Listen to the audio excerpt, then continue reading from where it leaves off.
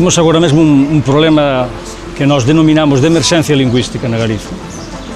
A Galiza, por vez primeira na súa historia, ao longo de tantos miles de anos, por primeira vez, o galego non é o idioma mayoritario do país, non é o idioma do que falan a maioría dos homens e das mulleres, e agora mesmo é o castellano o primeiro idioma.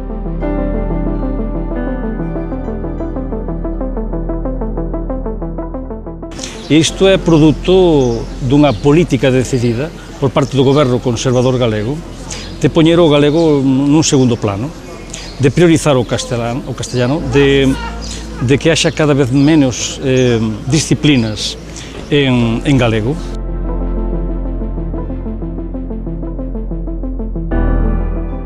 E evidentemente dun proceso que chamamos de sustitución lingüística, de que moitas veces os propios pais e nais deixan de falar as súas crianzas en galego por unha cuestión de prestixio social.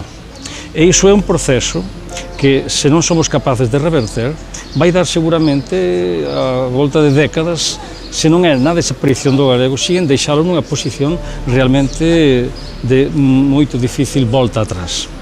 Entón é paradigmático, non? Galego e portugués, a mesma raíz común de onde todo naceu e todo se estendeu polo mundo adiante, que agora mesmo o galego estea nun perigo absoluto, non?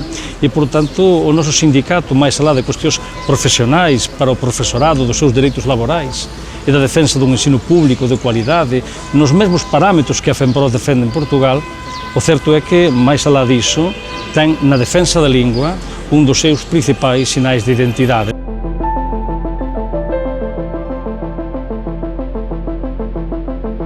E é seguramente tamén por iso, polo que temos unhas relacións tan afectuosas coa FEMPROS, que sempre agradecemos, porque tamén temos en común a defensa do espazo da lusofonía, que, ao fin e ao cabo, tamén é o espazo natural do propio galego.